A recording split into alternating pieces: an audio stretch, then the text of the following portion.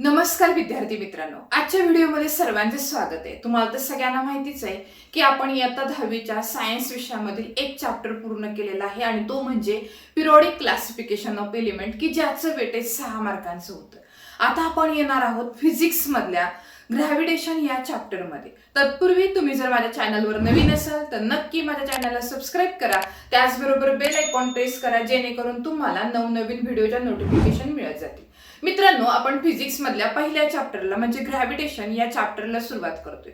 आता पुन्हा तेच ग्रॅव्हिटेशन चॅप्टरला जर सुरुवात करायची असेल तर आपल्याला पहिल्यांदा माहिती पाहिजे की या चॅप्टरचं वेटेज किती। तर या चॅप्टरचं वेटेज आहे 5 मार्कांचं आणि अतिशय सोपा चॅप्टर आहे। ज्यांना कॅल्क्युलेशन पटपट करता येतील आणि 2-4 डेफिनेशन आहेत, एखाद दुसरं डेरिव्हेशन आहे, अगदी थोडा कंटेंट या चॅप्टर मध्ये आहे। ज्यांचं कॅल्क्युलेशन चांगलं असेल त्यांना हा चॅप्टर करायला काहीही अवघड जाणार नाही।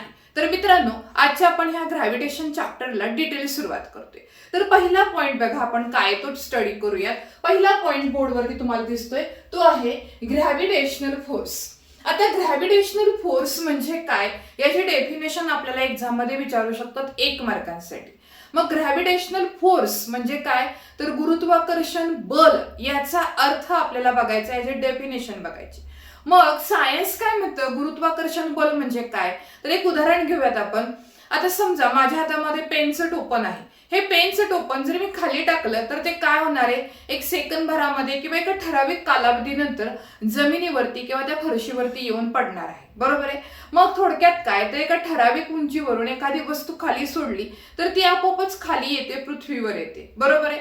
मग ग्रॅव्हिटेशनल फोर्स म्हणजे फक्त पृथ्वीपुरतं मर्यादित नाहीये, तर अख्ख्या युनिव्हर्समध्ये, मग युनिव्हर्समध्ये कितीतरी सोलार सिस्टीम आहेत, कितीतरी सन आहेत, कितीतरी प्लॅनेट आहेत, बरोबर आहे। यांच्यामध्ये कुठल्याही गोष्टी असू द्या, 2 वस्तू असू द्या, 2 व्यक्ती असू द्यात, काही असू द्या, या प्रत्येकांमध्ये काय असतं, तर एक फोर्स असतो की जो एकमेकांना काय करतो, ओढून घेतो किंवा ओढून धरतो, त्यालाच आपण काय म्हणतो, ग्रॅव्हिटेशनल फोर्स।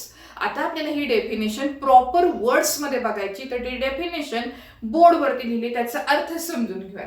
डेफिनेशन बघा, ग्रॅव्हिटेशन फोर्स म्हणजे काय, it is a universal force, it acts not only between 2 objects on the earth but also acts between any 2 objects in the universe। याचा अर्थ काय होतो, ग्रॅव्हिटेशनल फोर्स म्हणजे कोणत्याही 2 वस्तू ह्या फक्त पृथ्वीवरच्या आहेत आणि त्या 2 वस्तूमध्येच फक्त एकमेकांमध्ये खेचून घेण्याची क्षमता किंवा जो फोर्स आहे तोच नाही, तर अख्ख्या युनिव्हर्समध्ये कुठल्याही 2 वस्तू असू द्यात तर त्यांच्यामध्ये जो फोर्स असतो त्या 2 असलेल्या व्यक्तींमधला, वस्तूंमधल्या फोर्सलाच आपण काय म्हणतो, ग्रॅव्हिटेशनल फोर्स असं म्हणतो।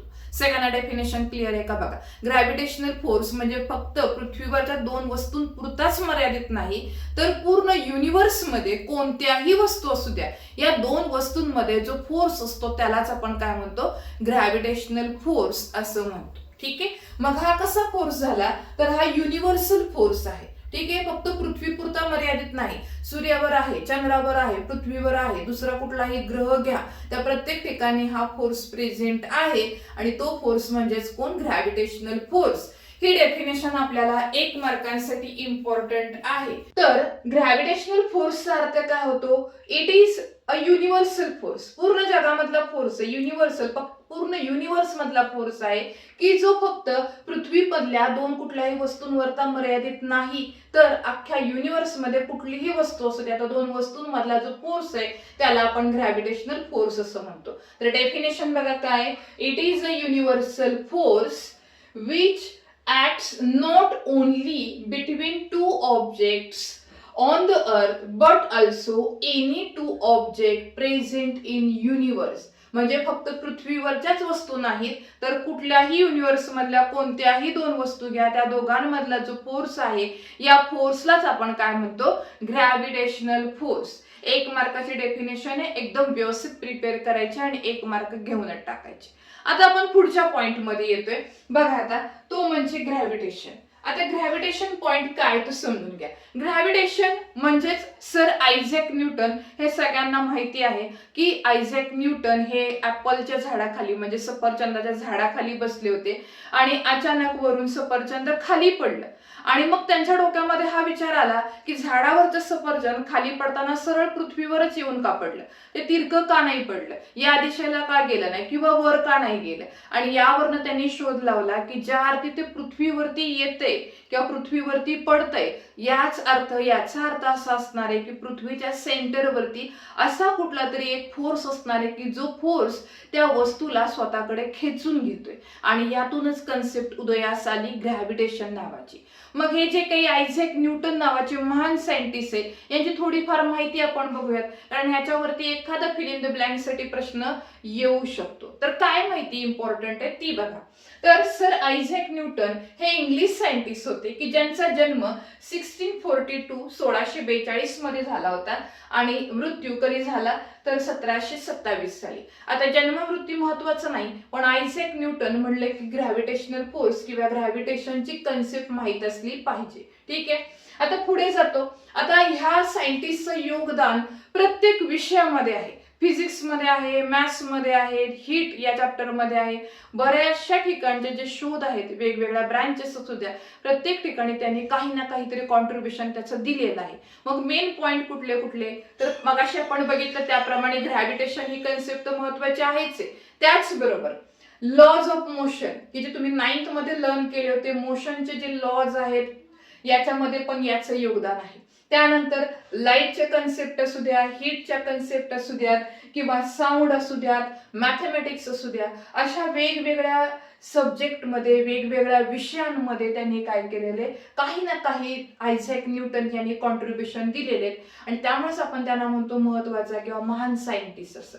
आता यांचं महत्वाचं अजून योगदान कुठलं आहे, मॅथमॅटिक्स मध्ये जो एक नवीन ब्रांच त्यांनी शोधून काढली ती कोणती आहे तर कॅल्क्युलस नावाची एक ब्रांच त्यांनी शोधून काढलेली आहे आणि याचाही अभ्यास खूप महत्वपूर्ण आहे. त्याचबरोबर रिफ्लेक्टिंग टेलिस्कोप म्हणजे दुर्बिणीचा उपयोग आपण काय करतो, आकाशातील तारे किंवा ग्रह बघण्यासाठी करतो. तर पहिली जी रिफ्लेक्टिंग होणारी टेलिस्कोप म्हणजे दुर्बीण आहे त्याचाही शोध कोणी लावलेला आहे तर आयझॅक न्यूटन या सायंटिस्टने लावलेला आहे. हेही त्यांचं योगदान आहे. वेगवेगळ्या ब्रांचेसमध्ये त्यांचे कुठले भरपूर असे नियम आहेत, फॉर्म्युले आहेत, बऱ्याचशा कन्सेप्ट त्यांनी नवीन शोधलेले आहेत. त्याचबरोबर त्यांनी एक पुस्तक लिहिलेलं आहे प्रिन्सिपिया नाव असू द्या लक्षामध्ये. प्रिन्सिपिया नावाच्या पुस्तकामध्ये त्यांच्या बऱ्याचशा कन्सेप्ट ज्या आहेत त्या तिथं लिहिलेल्या आहेत. ठीक आहे, तर अशा प्रकारे आपण जी माहिती बघितली ती ग्रॅव्हिटेशन ह्या कन्सेप्टसाठी सर आयझॅक न्यूटन यांची माहिती बघितली. सगळ्यांना ते आठवत असेल. एखादा चुकून प्रश्न पडला तर 1 मार्कांसाठी फिल इन द ब्लँक्सला येऊ शकतो. आणि आपल्याला महत्वाचं काय लक्षात घ्यायचंय तर सफरचंदाच्या झाडाखाली ज्यावेळेस आयझॅक न्यूटन बसले होते आणि वरून अचानक जे सफरचंद खाली पडतं जमिनीवर येऊन पडतं त्यावेळेस त्यांच्या मनामध्ये हा प्रश्न निर्माण झाला की हे जे सफरचंद आहे तिरकं न जाता किंवा वर न जाता असं जमिनीवरतीच खाली का पडलं. आणि जर ते खाली पडलं असेल तर नक्कीच पृथ्वीचं जे सेंटर आहे, पृथ्वीचा जो मध्य आहे याच्यामध्ये असा कुठला तरी अट्रॅक्शन करणारा फोर्स आहे की ज्याने त्या सफरचंदाला स्वतःकडे ओढून घेतलं आणि यातूनच नवीन कन्सेप्ट उदयास आली की ज्याला आपण काय म्हणतो ग्रॅव्हिटेशन असं म्हणतो. समजलं इथपर्यंत? खूप सोप्या कन्सेप्ट आहेत. आपण जस्ट आता बघितली काय ग्रॅव्हिटेशनल फोर्सची डेफिनेशन आणि यामध्ये लर्न काय केलं तर हा युनिव्हर्सल फोर्स आहे की जो फक्त पृथ्वीपुरता मर्यादित नाही तर अख्ख्या युनिव्हर्स मधल्या कुठल्याही 2 गोष्टी एकमेकांना अट्रॅक्ट करत असतील तर त्याच्या मागे कुठला फोर्स असतो ग्रॅव्हिटेशनल फोर्स असतो. सगळ्यांना हा पॉइंट क्लिअर असेल तर आपण पुढच्या पॉइंट मध्ये जातोय. आता आपला महत्वाचा पॉइंट सुरू होतो तो म्हणजे ग्रॅव्हिटेशनचा अर्थ की जे कन्सेप्ट न्यूटन नावाच्या सायंटिस्टने शोधून दिलेली. मग ग्रॅव्हिटेशन म्हणजे काय तर डेफिनेशन बघा. The force exerted by the object and the earth on each other is called gravitation. याचा अर्थ काय तर समजा ही पृथ्वी आहे, ठीक आहे, आणि इथं माझ्याकडे एक काय वस्तू आहे.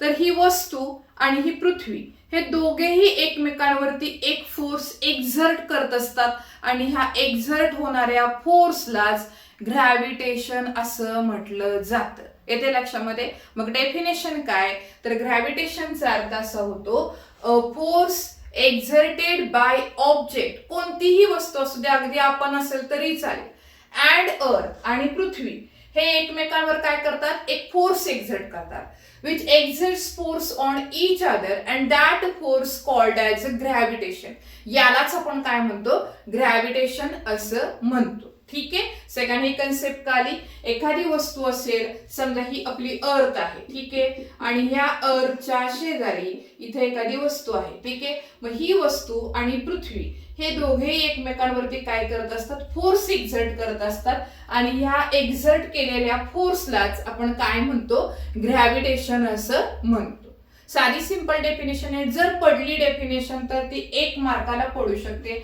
आणि कन्सेप्ट काय, तर the force exerted by object and earth on each other is called as gravitation. Gravitation म्हणजे काय, तर गुरुत्वाकर्षण म्हणजे पृथ्वी आणि कुठलीही वस्तू हे दोघं एकमेकांवरती जे फोर्स एकमेकांवरती एक्झर्ट करतात त्या फोर्सलाच आपण काय म्हणतो, ग्रॅव्हिटेशन असं म्हणतो. ठीक आहे.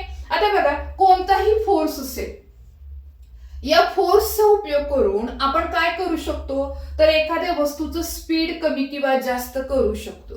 ठीक आहे, किंवा त्या वस्तूला जी गती आहे त्या गतीची दिशा पण आपण बदलू शकतो. बघा, फोर्सने आपण 2 गोष्टी साध्य करू शकतो. एक म्हणजे काय, त्या वस्तूचं स्पीड किंवा कमी किंवा जास्त करू शकतो, आणि दुसरी गोष्ट, एखादी वस्तू मोशन मध्ये आहे तर तिची आपण दिशा पण बदलण्याचं काम करू शकतो. आता कसं, तर एक उदाहरण घ्या, सोपं उदाहरण आहे. एखादा मुलगा सायकल चालवते, बरोबर आहे. आता सायकल चालवणाऱ्या मुलाला दुसऱ्या मुलांनी जर मागून ओढलं तर सायकल पुढे जाणार नाही. म्हणजे मागच्या मुलाने काय केला, फोर्स एक्झर्ट केला.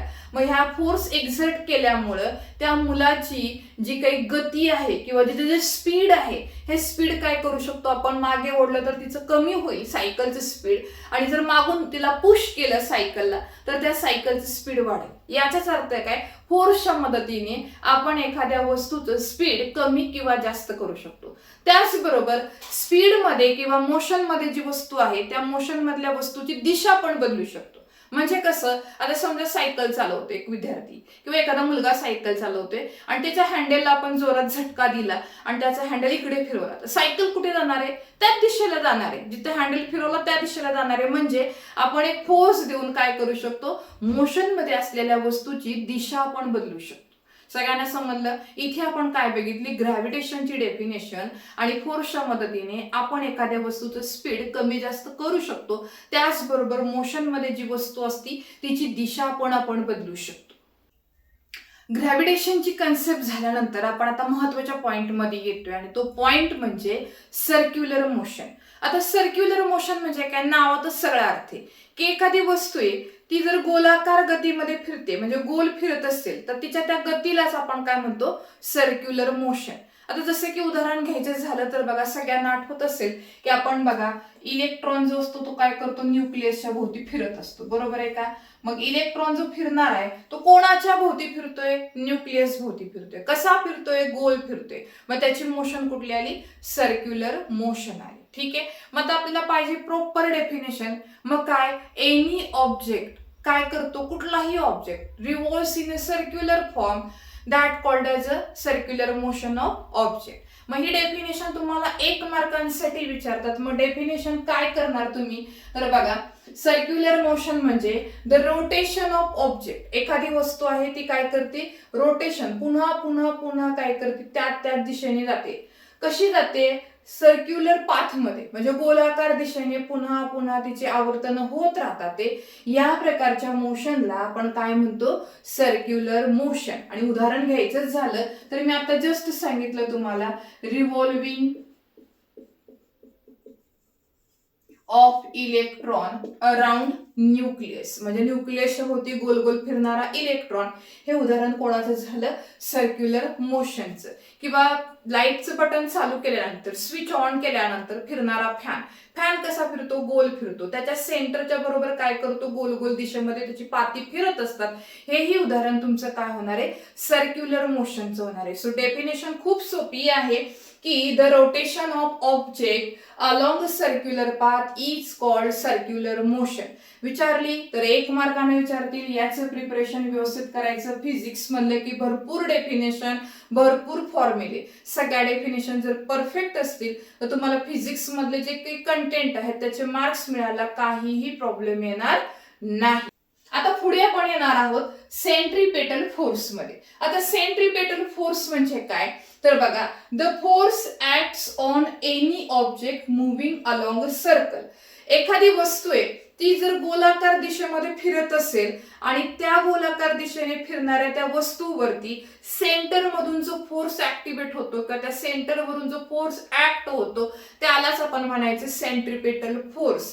मग डेफिनेशन काय, the force acts on any object moving along a circle and it is directed towards the center of circle is called centripetal force. म्हणजे सेंट्रीपेटल फोर्सचा अर्थ काय झाला, एखादी वस्तू गोलाकार फिरत असते त्यावेळेस त्याच्या सेंटर मधून किंवा ती जी दिशा फिरण्याची गती आहे ते कोणाला अनुसरून आहे तर त्या वस्तूच्या सेंटरला, आणि त्यालाच आपण काय म्हणतो, त्या फोर्सला आपण काय म्हणतो, सेंट्रीपेटल फोर्स म्हणतो. हाही पॉइंट तुम्हाला 1 मार्कांसाठी एक्झामला इम्पॉर्टंट आहे, म्हणून याचं प्रिपरेशन पण व्यवस्थित करा की the force acts on any object which moving in a circular path किंवा circular direction and it's directed towards the center of circle that called as the centripetal force. म्हणजे गोल गोल जी फिरणारी वस्तू आहे या वस्तूचं जे काही सर्क्युलर मोशन आहे ती कोणाशी अकॉरन्स आहे तर त्याच्या सेंटरशी, आणि त्यामुळे अशा प्रकारच्या फोर्सला आपण सेंट्रिपेटल फोर्स म्हणतो. आता उदाहरण घ्यायचं झालं तर बघा, जर तुम्ही शेतामध्ये जात असाल, शेतकरी बघितला असेल तर शेतकऱ्याकडे एक गोफण असते. गोफण म्हणजे काय, एक दोरी असते, त्या दोरीच्या वरच्या बाजूला आपण दगड लावतो. शेतकरी काय करतो, ती गोफण अशी गोल गोल गोल गोल फिरवल्यानंतर पुन्हा ते सोडून देतो आणि त्यानंतर तो दगड काय होतो, बाहेरच्या बाजूला पडतो. आता तो पडताना कसा पडत असेल, उभा जातो का तिरका जातो, तर तो जातो टँजंट करून. आता कसं असतो टँजंट ते बघा, किंवा त्याच्यासाठी अजून एखादं एक्झाम्पल बघूयात. तुम्ही जर पावसाळ्याच्या दिवसामध्ये सायकल चालवत असाल आणि सायकल चालवताना ती जर चिखलातून गेली तर तुम्हाला आठवत असेल, सायकल ज्यावेळेस आपण चिखलातून चालवत असेल तर त्याचा जो चिखल आहे की नाही, चिखल तो कसा पडतो, असा टँजंट होऊन बाहेरच्या बाजूला पडतो. बरोबर आहे, टँजंट म्हणजे एका पॉइंटला स्पर्श करून तो काय होतो, या बाजूने बाहेर पडतो. अशा प्रकारचा टँजंट. मग प्रत्येक कुठल्याही मोशन मधली सर्क्युलर वस्तू असू द्या ती नेहमी काय करते, बाहेर पडताना त्याला टँजंट करून बाहेर पडते. जसे की गोफणीचं उदाहरण घ्या, गोफण गोल गोल फिरवताना दगड काय होतो, त्या गोलाकार आकाराला बरोबर टँजंट करून काय होतो, तो बाहेर पडतो. हे उदाहरण घेऊयात. सायकलचं आपण उदाहरण बघितलं, चिखल काय होतो, टँजंट करून तिकडून बाहेर निघून जातो. किंवा एखादं पुष्ट असेल गोल गोल फिरणार आणि त्याच्यावरती आपण कॉईनला टिचकी मारली तर कॉईन पण काय करते, त्या पुष्टाला टँजंट होऊन बाहेर पडते. तर ही सगळी झाली उदाहरणं सेंट्रिपेटल फोर्सची. आपल्यासाठी इम्पॉर्टंट काय, तर आपल्यासाठी इम्पॉर्टंट आहे डेफिनेशन. आणि ही डेफिनेशन कोणती, the force acts on any object moving along a circle and it is directed towards its center of circle that called as a centripetal force. या दोन्ही डेफिनेशन नीट करायच्या, 1 मार्क तुमचा आत्ता झाला. ग्रॅव्हिटेशनल फोर्स, ग्रॅव्हिटेशनची कन्सेप्ट झाल्यानंतर आपल्याला परीक्षेसाठी उपयोगी असलेला 3 मार्कांचा जो क्वेश्चन आहे हा क्वेश्चन म्हणजेच Kepler's lodge of planetary motion. इथे तुम्हाला 3 लॉ शिकायचे आणि त्या 3ही लॉ वरती स्टेटमेंटवर आधारित तुम्हाला 3 मार्कांना प्रश्न पडतो. त्यामुळे हा पॉइंट खूपच महत्वाचा आहे 3 मार्कांसाठी. आता त्याच्या अगोदर आपण पार्श्वभूमी त्याची काय ते समजावून घेऊया. आता काय बघा, जसं दुर्बिणीचे शोध लागले, गॅलिलिओनी पहिली दुर्बीण ज्यावेळेस तयार केली आणि त्यानंतर मग आपल्याला अवकाशामध्ये काय काय आहे हे दिसायला लागलं. चंद्र, तारे, ग्रह, डोळ्याने दिसणारे, न दिसणारे, ह्या सगळ्या गोष्टी आपण ज्यावेळेस बघू लागलो त्यावेळेस पहिल्यांदी एक स्टेटमेंट केलं पूर्वीच्या सायंटिस्टनी की सूर्याच्या भोवती प्रत्येक ग्रह गोलाकार दिशेमध्ये फिरतो. बघा समजून घ्या, अगदी सुरुवातीच्या काळामध्ये सगळे सायंटिस्ट जे आहेत त्यांनी काय सांगितलं, समजा हा सूर्य, तर ह्या सूर्याच्या भोवती सगळे ग्रह काय करतात, गोल फिरतात. जो 1 नंबरला आहे तो जवळला फिरतो, 2 नंबरला आहे तो त्याच्या थोडासा लांबून फिरतो, 3 नंबरला नंतर त्याच्या लांबून फिरतो. हे स्टेटमेंट पूर्वीच्या लोकांचं होतं. आणि नंतर केपलर नावाचा जो सायंटिस्ट आला त्याने मग प्लॅनेटरी मोशनचे 3 लॉ दिले. आता यांनी जे सांगितलेलं स्टेटमेंट होतं ते ह्याच्या अगदी ऑपोजिट होतं. यांनी पहिल्यांदा स्टेटमेंट काय केलं की सूर्य हा बरोबर ग्रहांच्या मधोमध नाही, हे पहिल्यांदा त्यांनी सांगितलं आणि तेच त्याच्यावरच आधारित आपले हे 3 लॉज आहेत. मग कोणते कोणते लॉ आहेत, काय त्याच्यामध्ये स्टेटमेंट, हे आपण बघणार आहे. आता पहिलं स्टेटमेंट, पहिला लॉ काय तो समजून घ्या. बघा पहिला लॉ काय केपलरने दिलेला, the orbit of a planet is an ellipse with the sun at one of its foci. आता अर्थ काय झाला बघा, नीट समजून घ्यायचं. हा जर आता तुमचा सेंटर असेल, बघा काय सांगितलं, तर पृथ्वी असू देत किंवा इतर कुठलाही ग्रह असू द्या, हा सूर्याभोवती फिरताना कसा फिरतोय, इलिप्स फॉर्म मध्ये. म्हणजे काय, लंबवर्तुळाकार गतीने फिरतोय किंवा लंबवर्तुळाकारामध्ये फिरत आहे, गोल मध्ये फिरत नाही. अशा प्रकारे कुठलाही ग्रह गोलामध्ये फिरत नाही. तर तो कसा करतो, तर ओव्हल शेप मध्ये किंवा अंड्याचा आकार कसा असतो, पूर्ण गोल आहे का, थोडस वरच्या बाजूला खालच्या बाजूला चपटय. म्हणजे लंबवर्तुळाकार गतीने किंवा लंबवर्तुळाकार मार्गामध्ये प्रत्येक ग्रह हा सूर्याच्या भोवती काय करत असतो, वेगवेगळ्या अंतरावरून फिरत असतो. हे पहिल्यांदा कोणी सांगितलं, तर केपलरने सांगितलं. आणि अजून त्यांनी काय सांगितलं, तर केपलरने हेही सांगितलं, ज्या वेळेस सगळे ग्रह सूर्याच्या भोवती लंबवर्तुळाकार गतीने लंबवर्तुळाकार कक्षेमध्ये फिरत असतात, त्यावेळेस सूर्य हा त्याच्या सेंटरला नसतो, इथे नसतो, तर तो कुठे असतो, त्याच्या फोकसच्या पॉइंट वरती असतो. येते लक्षामध्ये, फोकसच्या पॉइंट वरती कोण आहे, इथं सूर्य आहे, इथं सन आहे आणि त्याच्या भोवती मग प्लॅनेट काय करतात, ते अशा प्रकारे गोलाकार दिशेमध्ये, लंबवर्तुळाकार आपण म्हणूयात, या दिशेमध्ये काय करत असतात, ते फिरत असतात. सगळ्यांना पहिलं स्टेटमेंट कळालं. आपल्यासाठी महत्वाचं स्टेटमेंट आहे. स्टेटमेंट तुम्हाला परीक्षेमध्ये विचारतात. ऍज अ एमसीक्यू असेल, as a fill in the blanks असेल, as a true or false असेल, किंवा 3 मार्काचं ब्रॉड क्वेश्चन असेल किंवा 2 मार्कांचा आहे की state Kepler's 3 laws for the planetary motion. मग त्यावेळेस तुम्हाला स्टेटमेंट आठवलं पाहिजे.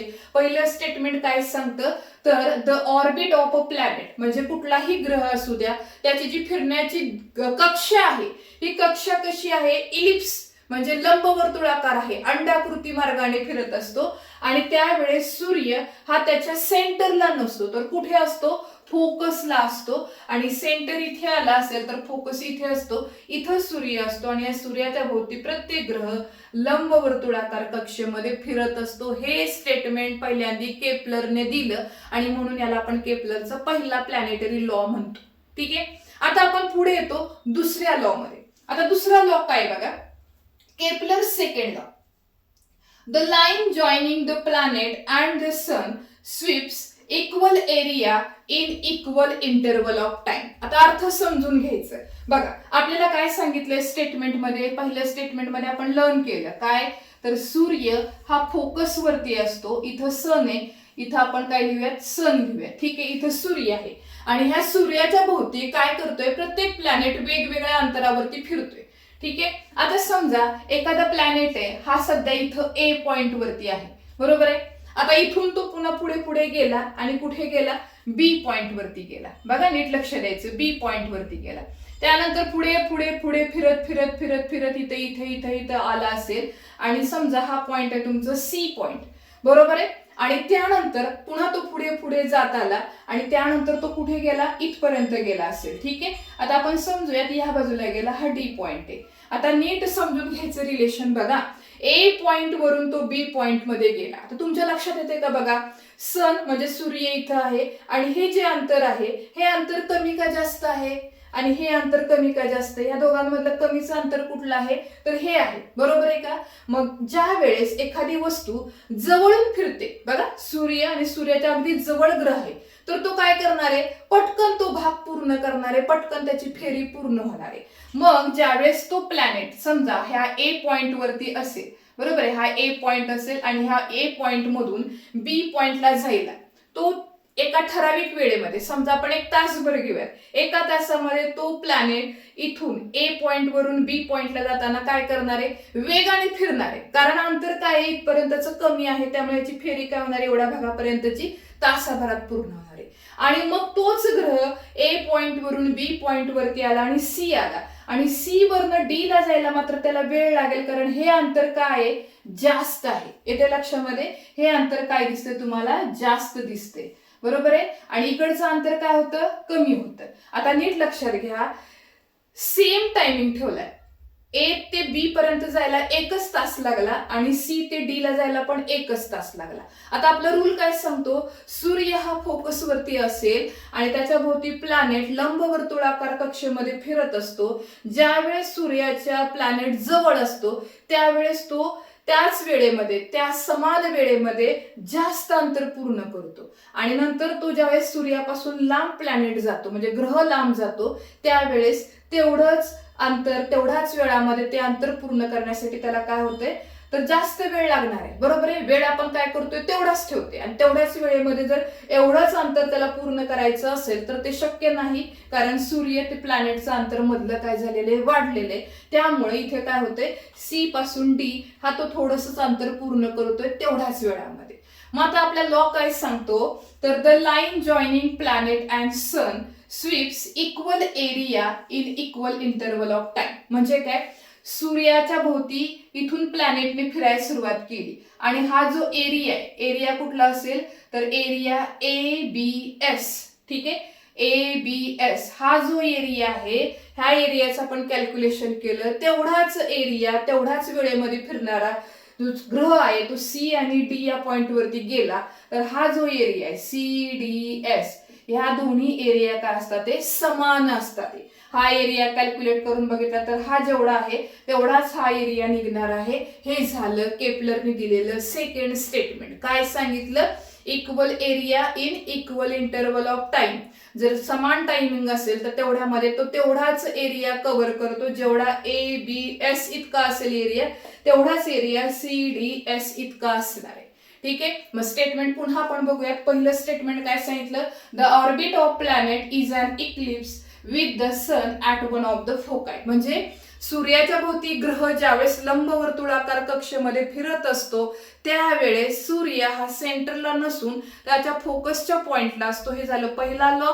दुसऱ्या लॉ मध्ये काय सांगितलं तर सूर्याभोवती एखादा प्लॅनेट लंबवर्तुळाकार कक्षेमध्ये फिरत असतो त्यावेळेस इक्वल टाइम मध्ये तो इक्वल एरियाच कव्हर करतो. ठीक आहे. तर हे झालं आपले 2 स्टेटमेंट. आता आपण येणार आहोत तिसऱ्या स्टेटमेंटकडे. आता केपलरचा तिसरा लॉ काय सांगतोय बघा. केपलरचा शेवटचा तिसरा लॉ, त्याचं स्टेटमेंट काय, केपलर काय म्हणतो तर the square of its period of revolution around the sun. म्हणजे एखादा ग्रह आहे, तो ग्रह काय करतोय सूर्याच्या भोवती फिरतोय.